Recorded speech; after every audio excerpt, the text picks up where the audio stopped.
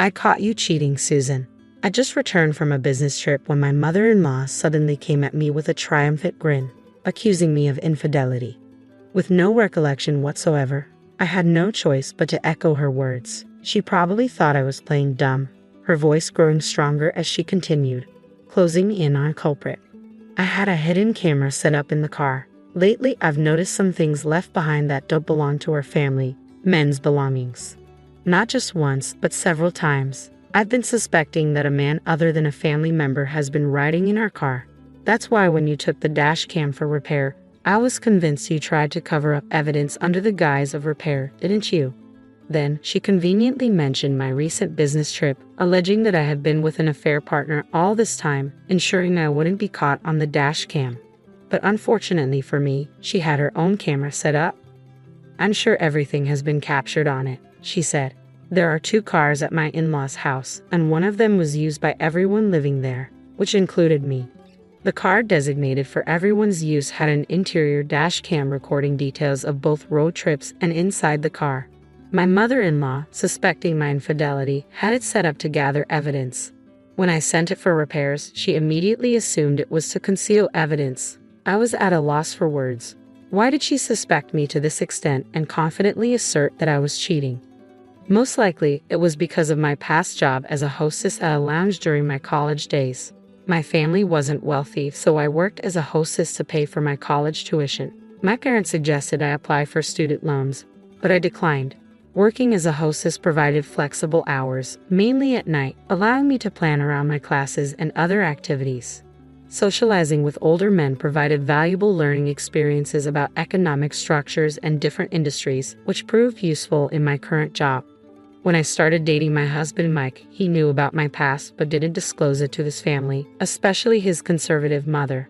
However, during a visit to his parents before our marriage, his mother discovered my past job and erupted in outrage, demanding that Mike break up with me.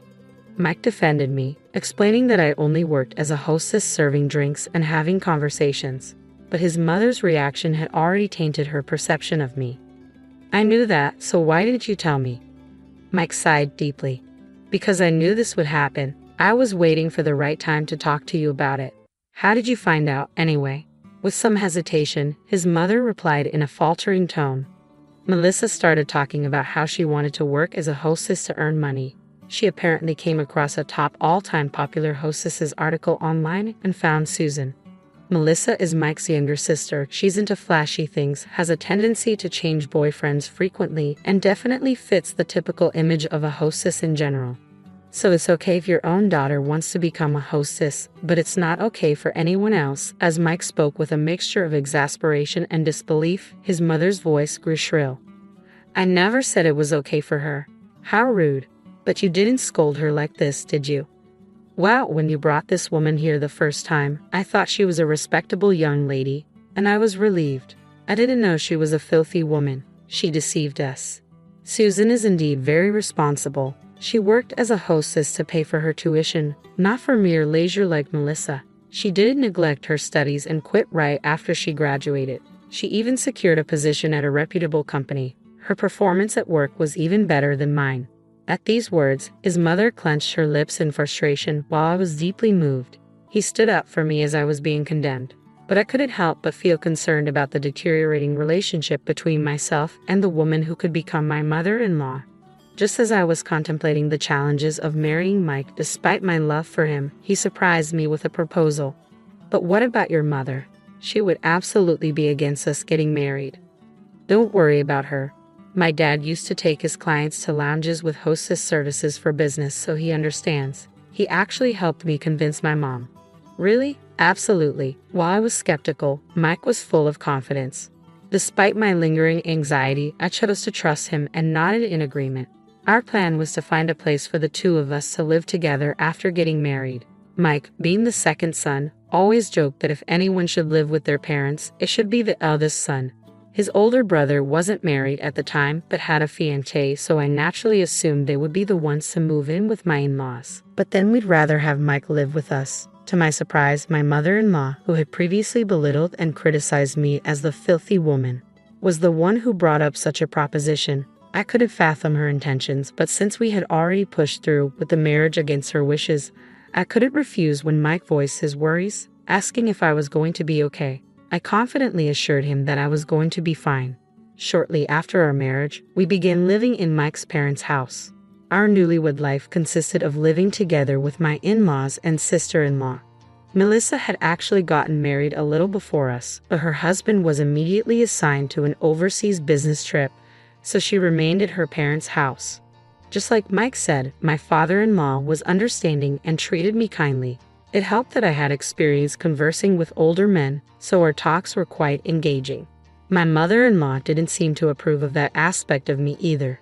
"She's just fooling you, dear." I could hear such backbiting quite frequently. She spread rumors in the neighborhood about me being filthy, and when she saw the designer items I had received during my days as a hostess, she would make snide remarks about my spending habits. At first, Mike and my father-in-law would scold her, but the shrewd woman eventually started to harass me when they weren't around.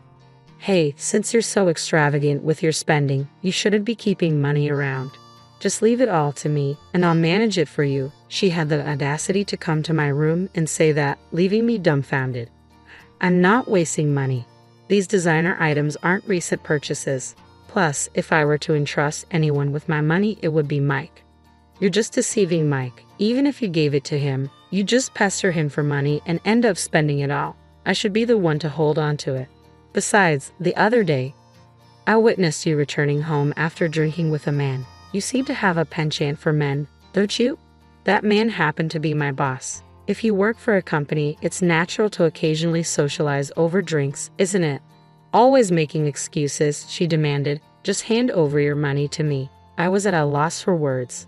But since I'm not someone who spends a lot of money in the first place, it wouldn't inconvenience me much even if I were to give her a portion of my salary. So, I replied, "I guess I could give you about half of my salary, but remember, it's my money that you'll be managing, so don't use any of it." "How could you say that? You were really rude." That's how I ended up giving half of my salary to my mother-in-law each month.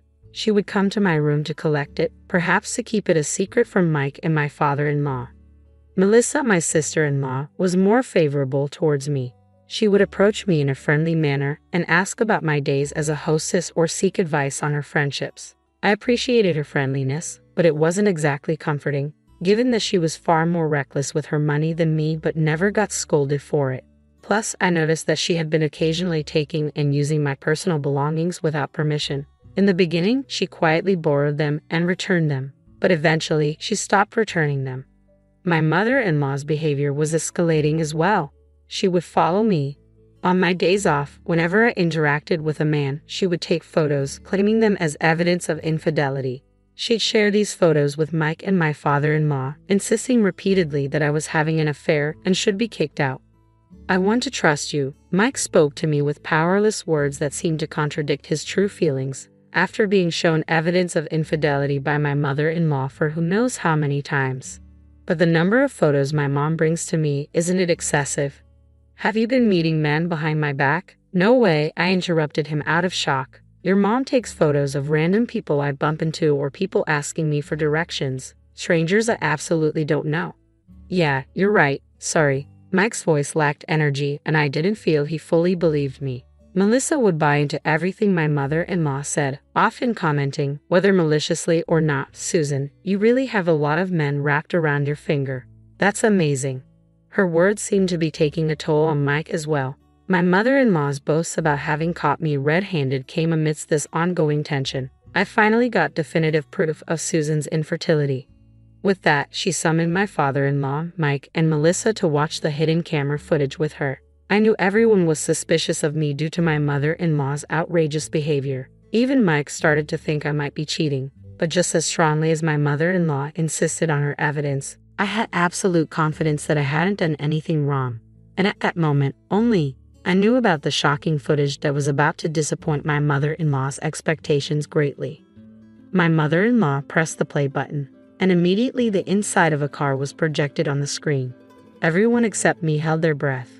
What appeared on screen was, in fact, Melissa indecently dressed and flirting with a man. That's right, I was the only one who knew about this. The man's belongings that did not belong to the family, as my mother-in-law had put it, were the belongings of Melissa's lover. What? Wait, what's going on?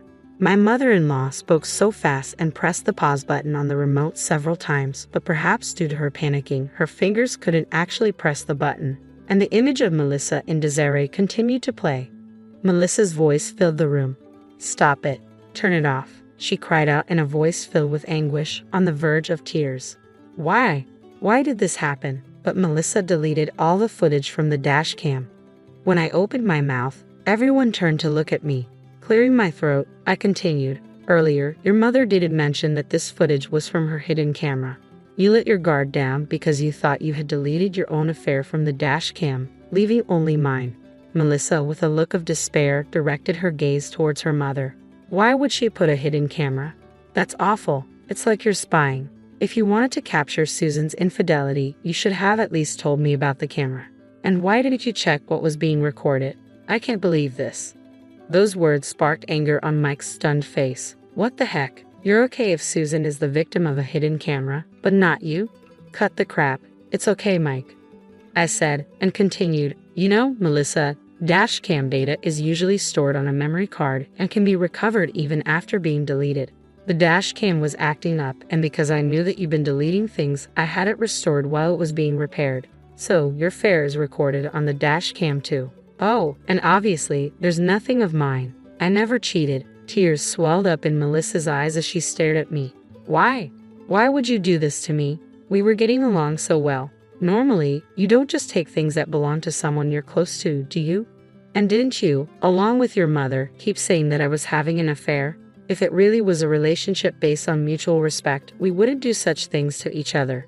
It's only natural to be angry if someone does that. I didn't take anything without permission." Melissa passionately argued to the point of straining her voice, but such lies won't hold up. "Yes, you have. I even have evidence. You didn't notice the hidden camera in my room that has been set up for a long time now, did you?" "Yes, for a long time." I could see my mother-in-law's body tense up at those words. A smile crept up on my face. "Well, it looks like he finally figured it out. It's captured on camera, the day you came to my room and accused me of being extravagant with money, demanding that I hand over my salary. I even have footage that shows you coming to my room every month to collect the money." My mother-in-law's face turned deep red. "That's because you squander your money. I was just holding on to it for you." "So, where's all this money you've been holding on to for me?" No rebuttal came. My mother-in-law's face remained red, and her teeth clenched in frustration. "I know what you were up to. You've been following me every time I leave the house. But I've also been following you when you go out, and you know what? You've been going to male strip clubs, haven't you? Multiple times a week. You needed money for your addiction." My father-in-law finally spoke up. He looked at my mother-in-law intently, as if pleading with his eyes. She lowered her gaze. "Well, it's true in a way. I may have gone there occasionally. But Susan, can we see the footage from your hidden camera?" When my father-in-law spoke, my mother-in-law unleashed her words as if she had been struck. "There's no need for that. Having a hidden camera in the first place is despicable. But you did the same, didn't you?" Mike said with a sigh. "Moreover, you were the one who placed hidden cameras in the car used by all of us and secretly followed and took photos of Susan. Susan only had a camera in her own room. Which do you think is more despicable?" Once again, my mother-in-law seemed at a loss for words. I went to fetch the camera in my room with my father-in-law, and we checked the footage. There was Melissa stealing my belongings and my mother-in-law demanding money and coming to collect it. Everything was recorded. I am truly sorry. Once we finished watching the footage, my father-in-law apologized. Even when I told him it was okay, he wouldn't stop apologizing. Mike joined him and apologized to me as well. "I screwed up. I should have stopped Mom from following you and taking photos. I let my own insecurities get the better of me. I'm sorry." He looked up with worried eyes and asked, "Can I still be your husband, Susan?" "Of course you can." At my words, Mike finally smiled. My father-in-law demanded my mother-in-law to return the money to me and also served her with divorce papers. Despite her pleas of having no money and begging him not to leave her, my father-in-law was resolute, and they ultimately divorced. She's now working full-time in order to repay me and cover her living expenses. I'm sure she doesn't have any spare time to visit strip clubs anymore. Melissa was kicked out of the house, and her husband, who is still on his business trip abroad, left her as well. It didn't seem like she was particularly bothered by the divorce, perhaps because she had always been averse to being tied down by one man. On the other hand, what seemed to hit her hard was having to repay me for the numerous designer items she stole from me. She finally started working as a hostess, but not being particularly bright or street smart, she doesn't seem to be doing well. There's even talk of her turning into a sex worker to make ends meet. While I can't say for certain, it seems she's desperate to make money. As for me, I'm living happily with Mike and my father-in-law in his home. As expected, conversations with my father-in-law flowed smoothly, and my husband would often ask to join in, maybe because he was jokingly jealous of our relationship. The three of us laugh and enjoy our time together every day.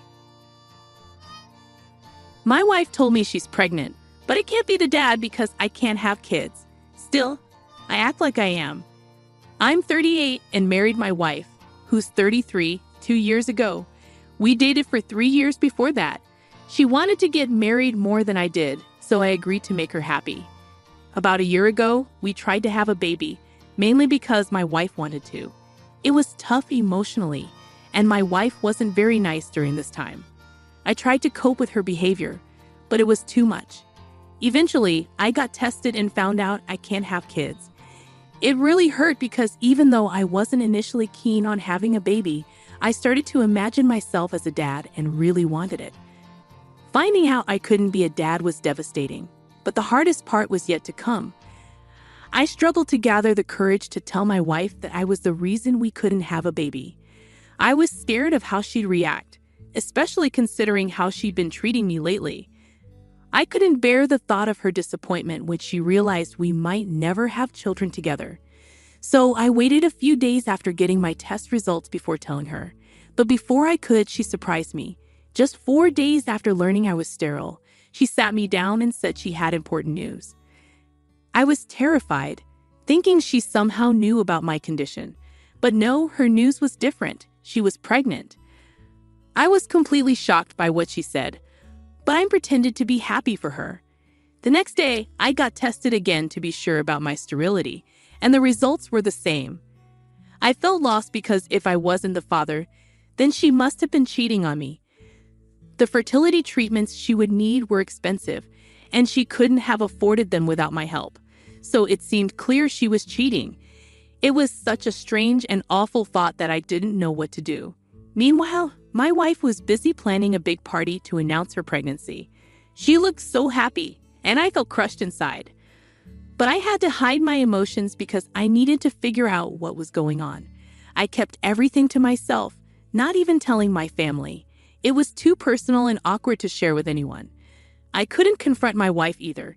Too much time had passed, and I needed to know who the real father was before I said anything. Fortunately, I found out at the party.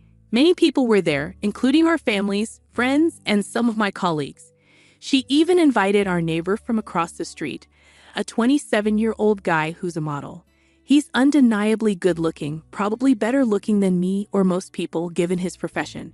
He moved in with his aunt, who lives nearby, to pursue his modeling career since his own family lives far away. My wife always had a soft spot for this guy. When he first moved in, she'd cook for him and his aunt, and he'd even joined us for dinner a few times. We'd chat about his work, and he seemed well-spoken and educated. He's a literature major like my wife, so they hit it off instantly. I didn't mind him, he seemed nice, and I trusted my wife. But on the day of the party, when he arrived, I noticed a change in her demeanor. Her eyes lit up, and she rushed to greet him with a longer hug than she gave anyone else. While others didn't seem to notice, I did, and it felt like something was brewing between them. I needed to confirm my suspicions, so I pretended to go to the bathroom but sneaked into the bedroom to check her laptop. It was harder to access than her phone, as she was always using it whenever I was home. Whenever I asked her what she was doing on her laptop, she'd deflect and claim she was working on her novel, a project she'd been immersed in for months. I respected her privacy and believed her, thinking she was genuinely focused on her writing. But now, with suspicions rising, I doubted there was a novel at all. it seemed more like an excuse to keep me from seeing her screen. Luckily, there was no password, though I could easily access it. After some searching, I discovered another email account she had. I switched to it and found a trove of emails exchanged between her and our neighbor. They were full of love confessions from both sides, and in the more recent ones, she told him about her pregnancy. He didn't take the news well, leading to a pause in their correspondence, likely because he wanted to end things. But my wife wasn't ready to give up on him. Then I received the most shocking email of all. She told him she'd consulted a lawyer friend about filing for divorce right after the baby's birth. She admitted that the reason she pushed for a baby was to secure alimony and child support, enabling her to leave me for our neighbor shortly after and start a new life with him. Reading that email filled me with horror, and even now, the sickening feeling returns whenever I think about it. Pushing aside my emotions, I focused on the task at hand. I discreetly took several photos of the incriminating email with my phone before shutting down her laptop and returning it to its place. While the infidelity hurt, what disgusted me most was her calculated plan to deceive me. Cheating was one thing, but manipulating me into parenthood to finance her fantasy life with her lover was beyond comprehension. And to top it all off, she played the role of a happy wife so convincingly that I hadn't suspected a thing. Her joy seemed almost unsettling, but my anger drove me to seek revenge. I resolved to bide my time and reveal the truth when she least expected it. I couldn't let her off the hook without experiencing the pain, betrayal, and frustration I endured upon discovering her deceit. Some might call me vengeful, but I felt it was necessary.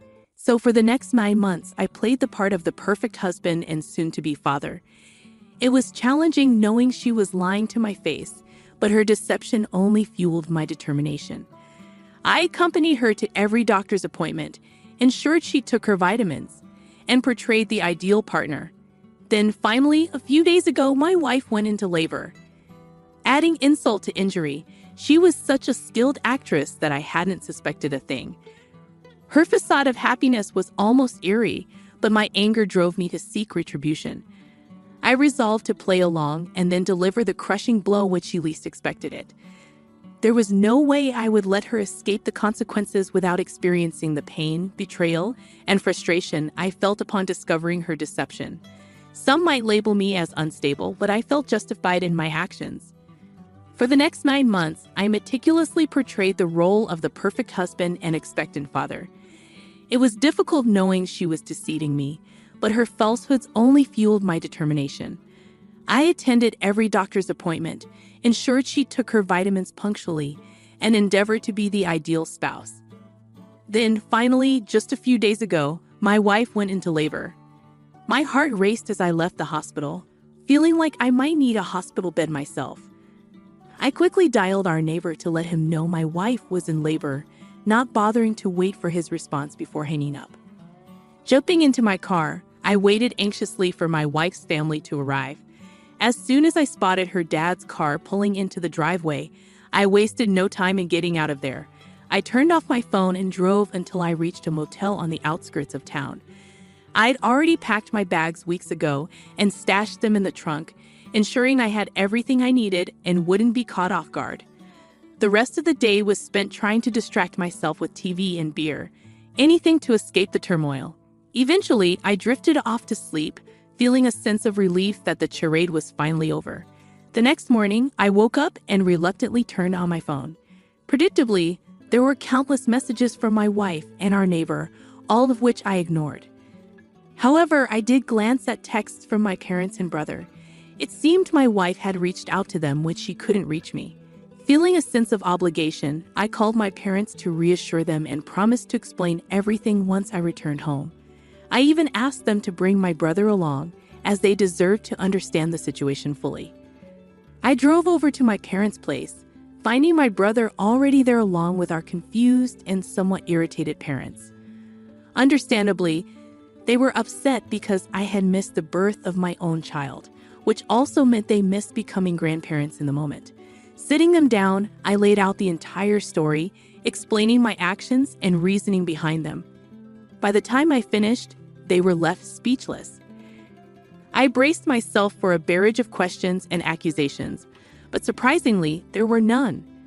My dad simply expressed a hope that things wouldn't escalate further, and if the others had anything to say, they kept quiet. It seemed things were calm on that front.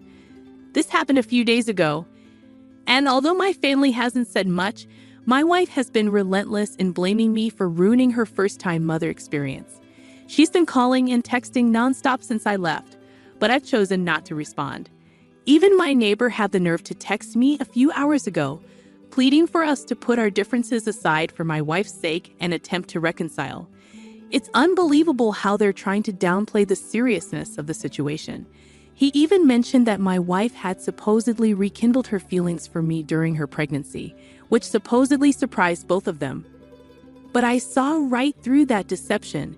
If she was falling for me again, why was he still in the picture? They must think I'm incredibly naive. My wife may be upset, but I'm not about to be manipulated into giving our marriage another chance. She's mostly angry because she believes I knew everything from the start, but chose to stay with her and pretend everything was fine.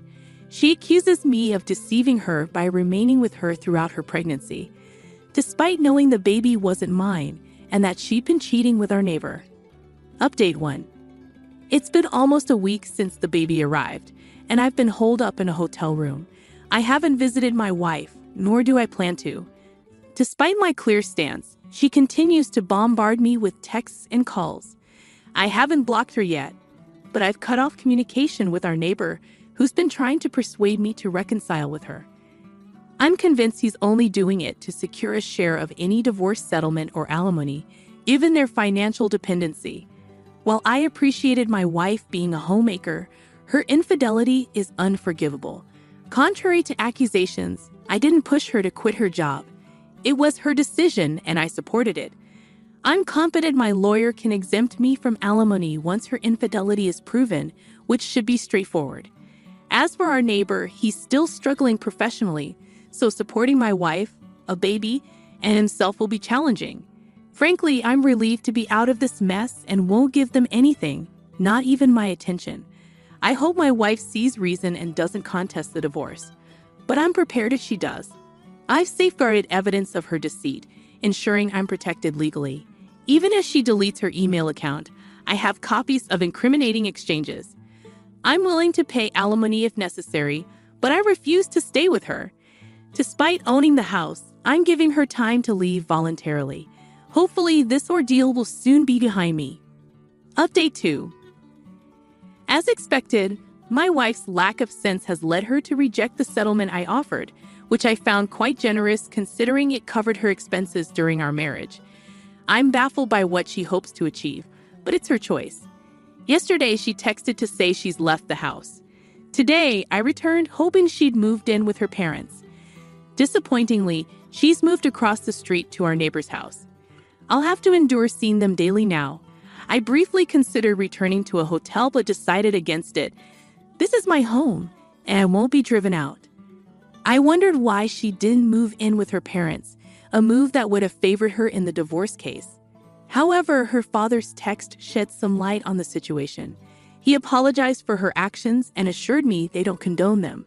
He even mentioned cutting her off after she expressed a desire to contest the divorce. Her irrational behavior continues to baffle me. Surely, she must realize her actions will backfire. Either she's foolish or has sinister intentions.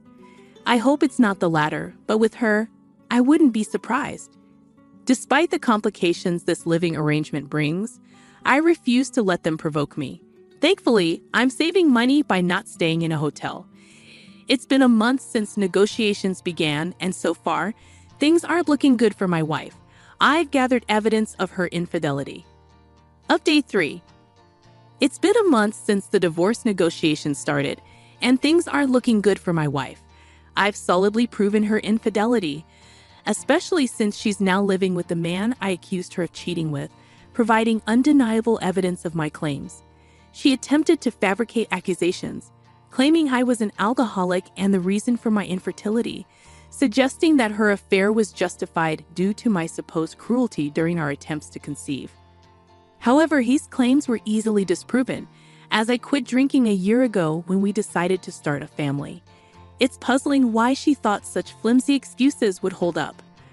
Perhaps her failed initial plan left her desperate, or perhaps motherhood has consumed her attention, leaving no room for scheming. Regardless, both of us understand her slim chances of receiving alimony. It seems she may have relayed this to her boyfriend, as she was recently ousted from his home, along with their child, amid a tumultuous scene of screaming and name-calling. From my living room window, I witnessed the unsettling scene unfold. The moment I saw him forcibly eject my wife while she held our baby, I cast aside any animosity and rushed to their aid. I couldn't bear to see an innocent child suffer for faults that weren't his own. By the time I reached their doorstep, it was already shut, leaving my wife and son in tears.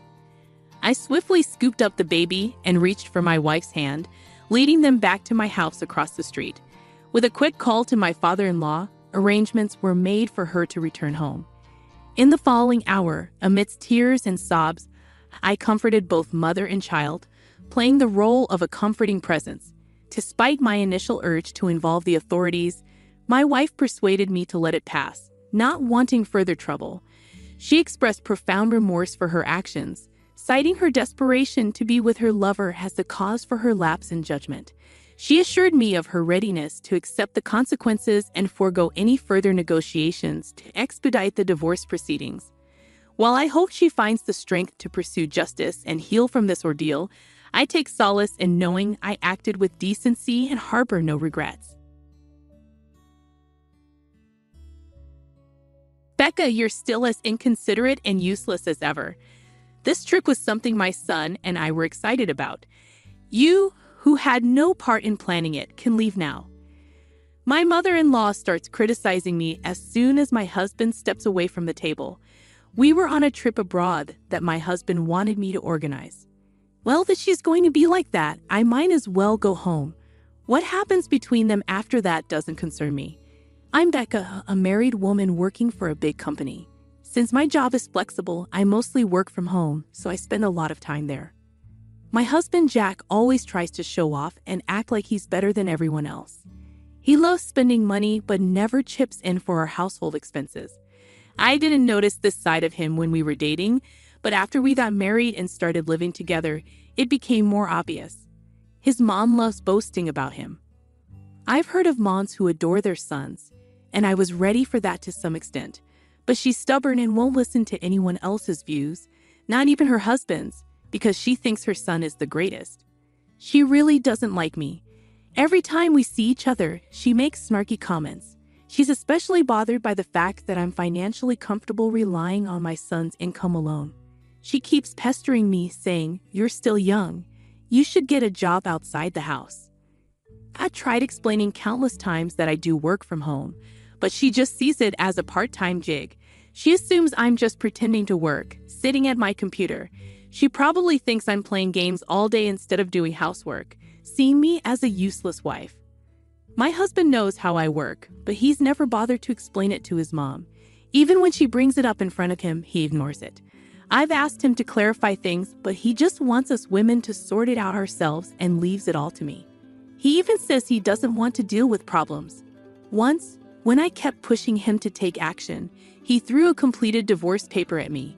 It hurt to be treated like that, and I considered divorcing him. But I heard divorce is even more complicated than marriage. If it's harder than what we're going through now, it could be a bigger problem, so I ended up giving in to my husband's argument. I realized that my husband always puts his mother first. It's frustrating, but I know I have to find a way to handle her without causing more trouble. I didn't agree to divorce because my feelings changed, but it seems like my husband thinks I'm still madly in love with him and didn't want to break up. His arrogant attitude keeps getting worse. It's cute when a child tries to act mature, but it's a major turnoff in an adult. I've learned to brush off his arrogant remarks and pretend not to notice his actions. There's another reason why I didn't divorce him. Because of my husband's job, we live far away from my in-laws. We only see them once or twice a year. I thought I could handle that, especially when everyone was making a big deal about having 9 days off in a row. Even during vacations on weekdays, both my husband and I were usually working. For me, American holidays don't matter much since I adjust my schedule based on international needs. And for my husband, he simply wasn't taking 9 consecutive days off according to the calendar. When he came home after his first day back at work, he suddenly said, "Let's go on a trip abroad." When I asked what he meant, he explained that his coworkers had taken time off to have a 9-day holiday for an overseas trip, and he felt left out.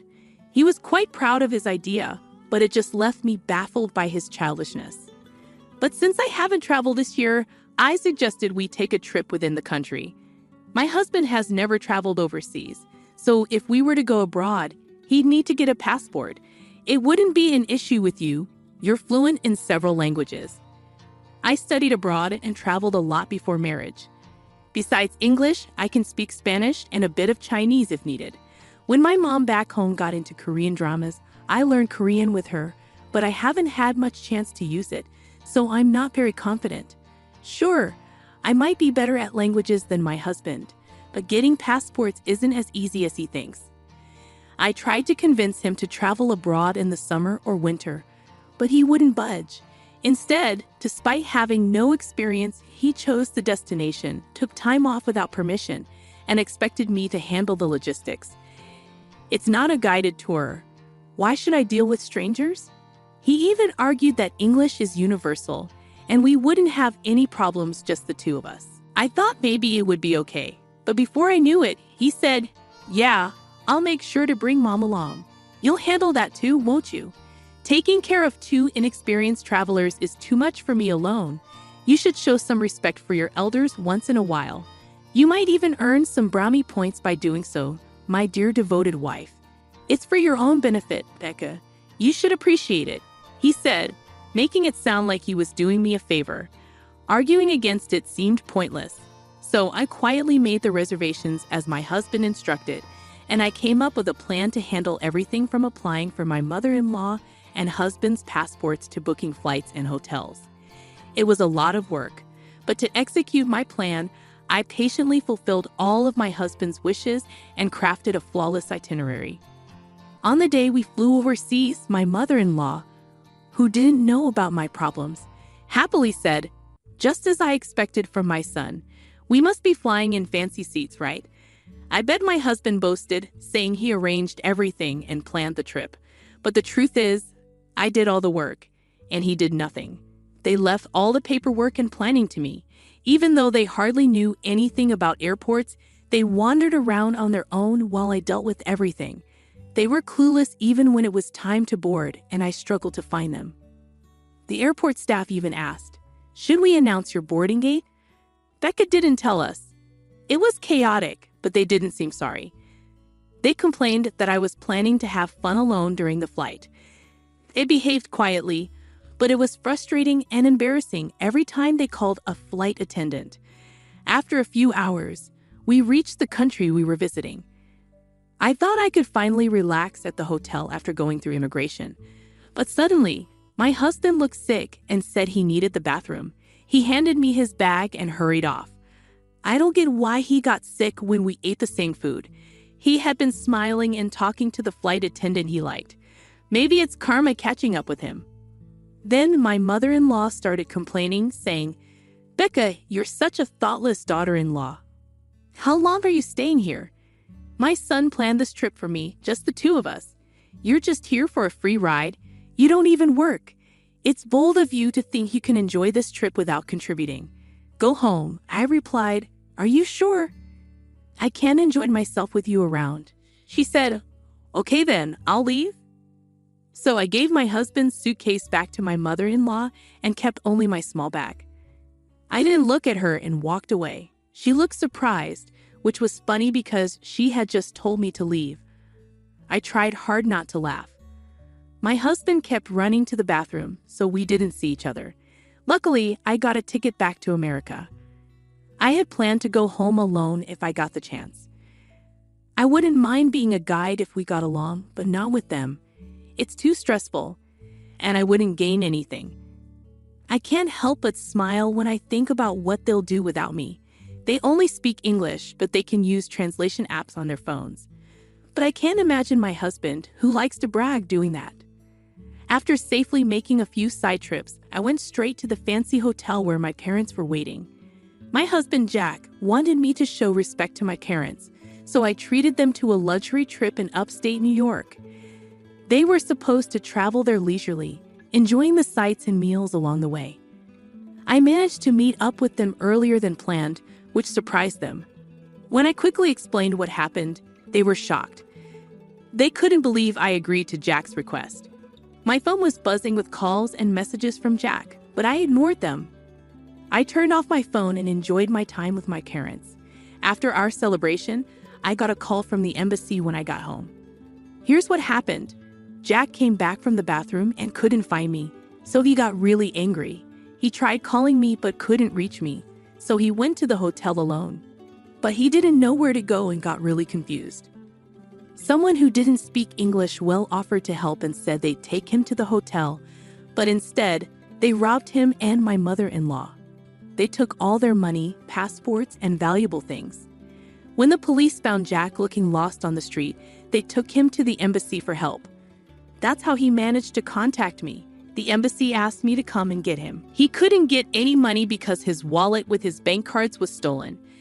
But I wondered why I, a stranger, had to help him. I told him I was already divorced from him. The truth is, I kept the divorce papers he threw at me a while ago. At the time, I decided not to go through with the divorce because it seemed like too much trouble. But now I had had enough. I filled out the divorce papers as soon as I got back to the States. Surprisingly, the divorce went through smoothly. I already had a new place ready, and I signed the lease while planning my trip. I didn't want to use the furniture I shared with him. It made me uncomfortable. I planned to buy all new furniture for my new place, so I packed for both my trip and the move. I only need to bring my work tools and favorite clothes to the new place. I can easily have everything else delivered by a courier at a later time. The embassy staff didn't ask me anything else, and our talk was over. Later, it seems my ex-mother-in-law convinced my ex-father-in-law to help, so my ex-husband Jack and ex-mother-in-law could come back to the States. But then Jack, who was really angry, contacted me. "You left me and divorced me without even telling me, abandoned me." "No, I just followed your mom's orders to leave. If you're upset, talk to her. And don't forget about the business class flight I arranged for your return. It was my goodbye gift." I also reminded him that he was the one who first mentioned divorce. "I only filled out the divorce papers you had ready, doing what you wanted. Do you think making excuses like that will work? How much more do you want to embarrass me?" Embarrassed? How? If you want to feel embarrassed, I have an even better story. Want to hear it? What is it? Did you know you're a regular at a strip club? You're spending a lot of money on a favorite dancer there instead of helping with household expenses. But when her demands got too much, you ended up in debt, right? I found a debt collection letter for Jack at our house and had an investigation agency look into it. Despite Jack being a big spender, his obsession seemed to push the dancer away. She hoped he'd stop coming if she kept asking for more money and gifts. I wonder how Jack felt when he heard that. It's quite embarrassing, isn't it? If you cause any more trouble or contact me again, I'll tell your company about it. Understand? Being disliked by the dancer he likes so much would be a huge blow to Jack's ego. If this got out, it would be very embarrassing for him. Jack, who had been aggressive until then, just said, "Okay," in a weak voice and hung up. A few days later, my ex-father-in-law reached out to me. He said he had also divorced my ex-mother-in-law. I thought it was unnecessary since we were no longer family, but he wanted to share what he had found out about her true nature. He had become suspicious of her spending and discovered that she had used up his retirement savings on beauty treatments and cosmetic procedures. I had no idea about this since I'm not familiar with those things. When he asked for a woman's perspective, I couldn't help much because I hadn't noticed anything either. Maybe seeing her only once a year made the changes more obvious, but I truly haven't seen any. I even asked him, "Are you sure it's for beauty treatments? She spent a lot, but I don't see any visible changes." Perhaps there were small changes that only my ex-mother-in-law could notice. It seemed like a waste of money to me. Naturally, my ex-mother-in-law, who was left with nothing, turned to her son Jack for help. But Jack, who used to be the family support, is drowning in debt. Since our divorce, he even lost his apartment because he couldn't pay the rent. Now, he and his mother are living in a rundown apartment, but his mother refuses to work and keeps spending on beauty treatments. Jack is struggling to pay off his debts and cover his mother's expenses while working nonstop. It seems they still care about appearances, even though their living conditions have worsened. If they're okay with it, I won't interfere. But I heard from others that the quality of the beauty treatments has dropped, and she looks much older now. As for me, I appreciate the peace and freedom to focus on my work without anyone controlling me. It reminds me of the importance of living within my means. A nerdy son, neglected by his wealthy parents throughout his life, was denied even the most basic necessities. Now his successful tech business has them accusing him of fraud and begging for his forgiveness.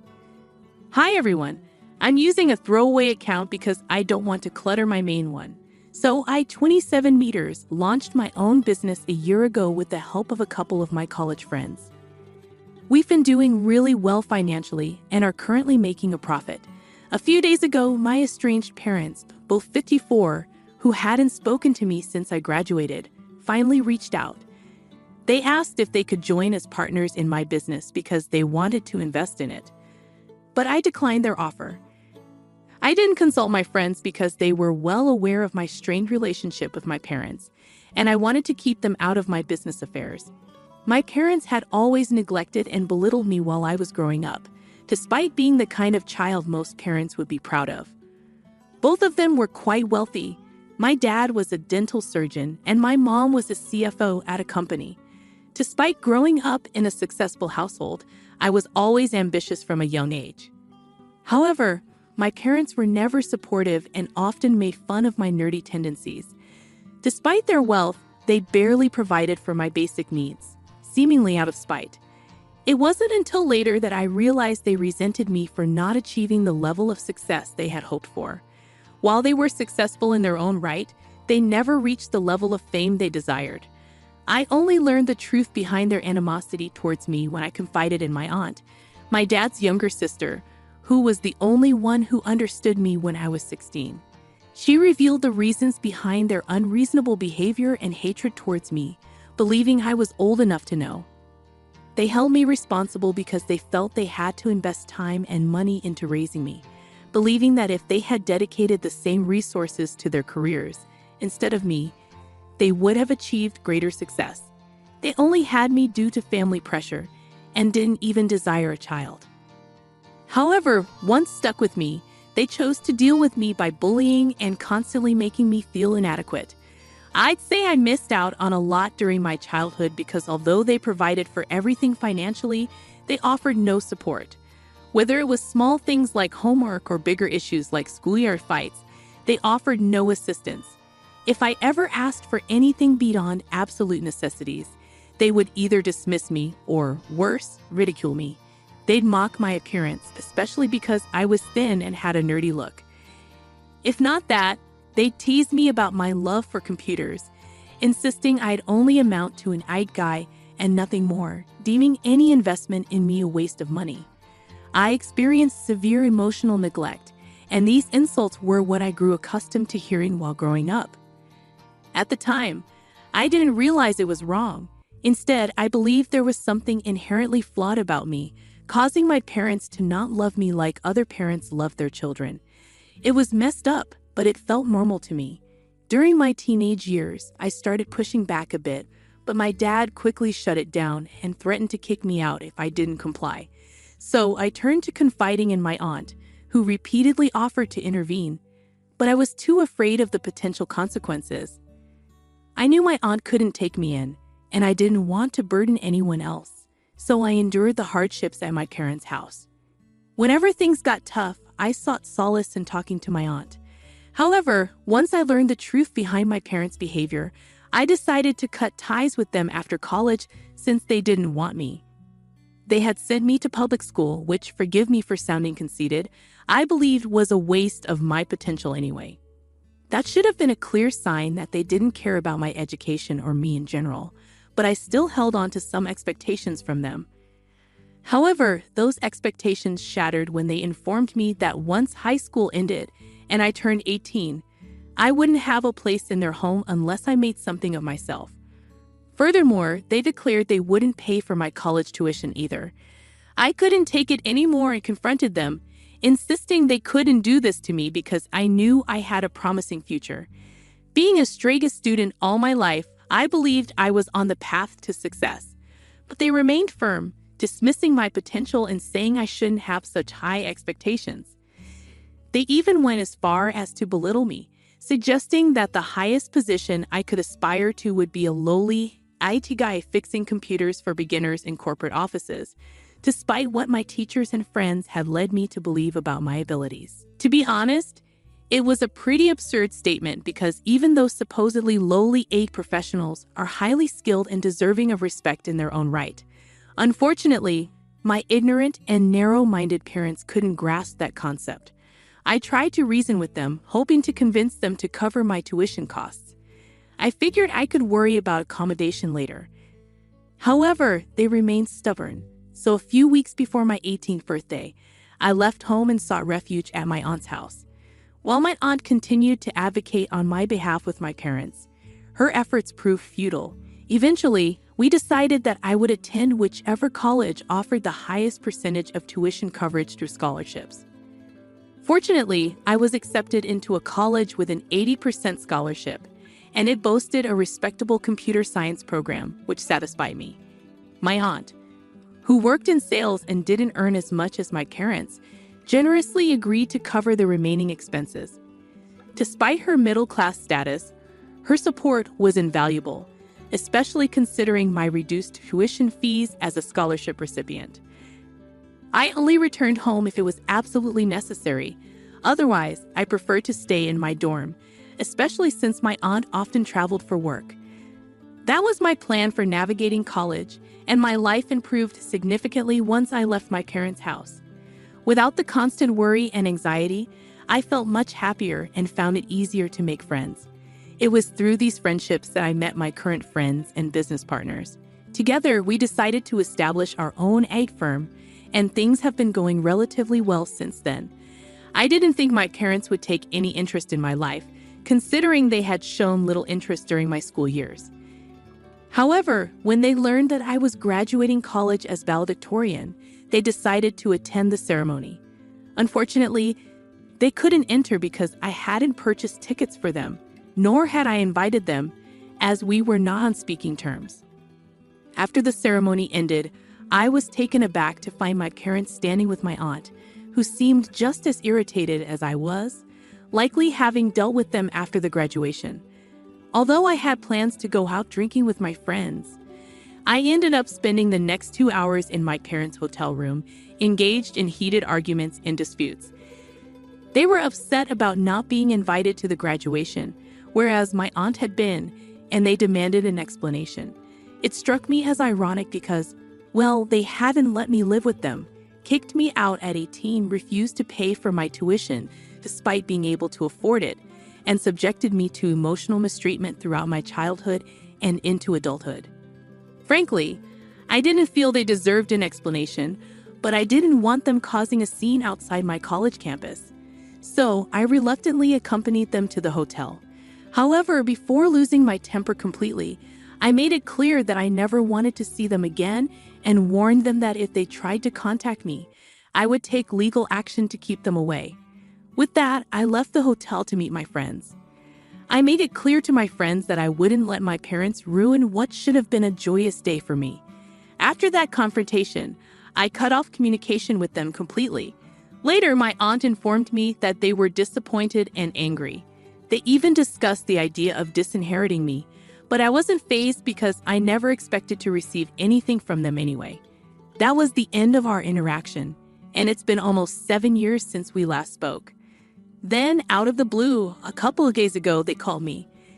They had asked my aunt for my phone number, and she gave it to them, thinking they wanted to apologize. However, they didn't apologize for anything and instead went straight to proposing a business venture. They saw investing in me as profitable now compared to years ago. Naturally, I declined their offer, hung up, and blocked them.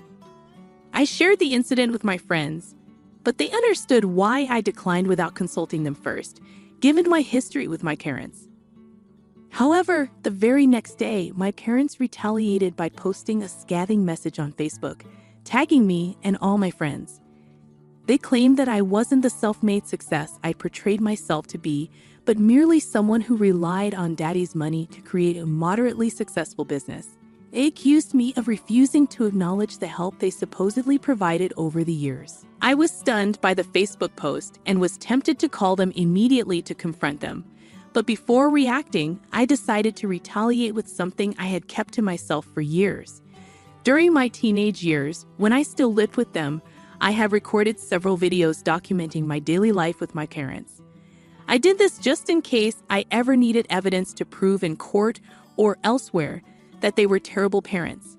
However, I never shared these videos because I wanted nothing to do with them. I feared that if I posted these videos showing their rude behavior, mocking me, and treating me poorly, there would be consequences. At the time, I didn't want any drama, so I let it go. However, their Facebook post changed everything. Feeling compelled to respond, I finally decided to share those videos. Perhaps I was in the wrong here. Using my public profile on Instagram, I wrote a lengthy caption explaining my history with my parents and uploaded the videos to call them out. Once that was done, I contacted my lawyer to update her on the situation. However, she was already one step ahead and began the paperwork to file a defamation lawsuit against my parents for their actions. She also planned to contact my business partners to gauge their willingness to join the lawsuit since their names had been dragged into the Facebook post as well. Several comments had already appeared on their post from some of my relatives and friends of my parents, applauding the exposure and vowing never to work with us again, providing us with solid grounds for legal action. I forwarded those screenshots to my attorney for future reference and informed my business partners so they could stay informed. After completing these steps, I waited for my parents to reach out, expecting them to beg for forgiveness. A few days later, they did call me, but not to apologize. Instead, they demanded an apology from me, claiming I had made a mistake by posting those videos. They argued that while they had posted their rant about me on their personal Facebook accounts, limiting the audience, I had shared it on my public profile, potentially reaching a larger audience due to my significant number of followers. They insisted I take down the post immediately because people were already sending them hateful messages, and some were even threatening them. They warned that this could ruin their careers, as the videos portrayed them poorly, and if their employers saw the posts, they would face serious consequences. Feeling defensive, I asserted that they deserved what was happening and promptly ended the call. However, I archived their posts and switched off my phone for a while. When I eventually checked my email after a couple of hours, I found a message from my parents. They expressed regret for past events but condemned my retaliation, highlighting that sharing personal videos without their consent could lead to legal repercussions for me. They hinted at being served with a defamation suit and demanded I retract my actions, warning of the potential consequences if I didn't comply. I discussed the situation with my business partners, who unanimously agreed that we should proceed with the lawsuit. They believed we had acted ethically and refused to back down, unlike those who had resorted to lies and distortion to discredit me. Despite their support, I couldn't shake the guilt, especially after receiving an apology via email.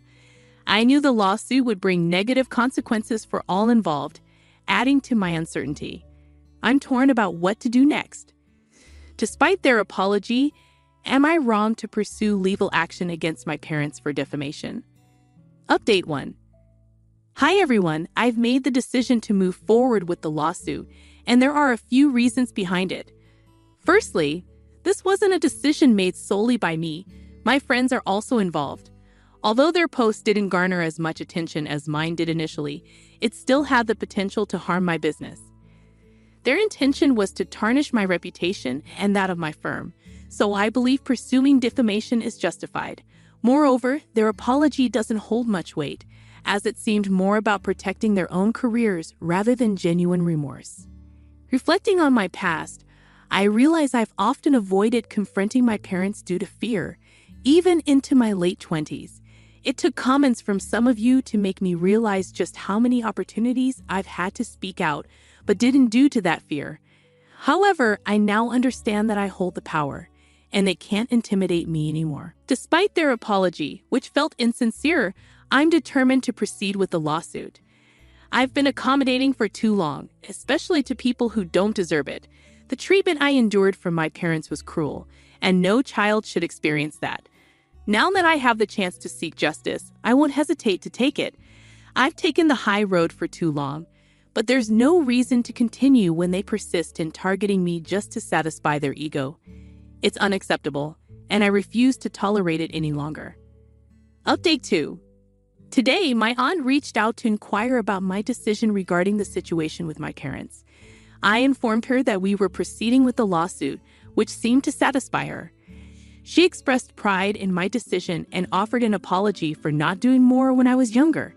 I reassured her, acknowledging the challenges she faced at the time and appreciating the support she did provide when it truly mattered. Despite my family's admiration for my parents, I recognized that revealing their true nature would likely not be believed, and my aunt's intervention might have led to undesirable outcomes. While she's not flawless, her efforts on my behalf mean the world to me. As for my parents, I haven't communicated with them since their email, and it seems they're waiting for me to withdraw the lawsuit.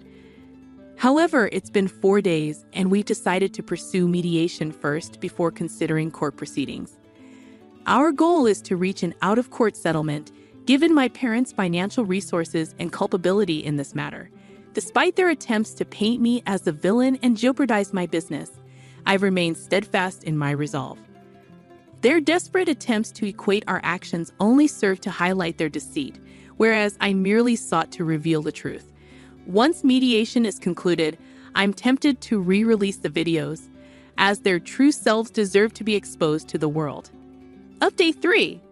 Today, the court finalized the mediator for our negotiations, and we were promptly informed. Shortly after my parents called me, I had temporarily unblocked them for this conversation to inquire about when I planned to withdraw the lawsuit, as they felt things were spiraling out of control.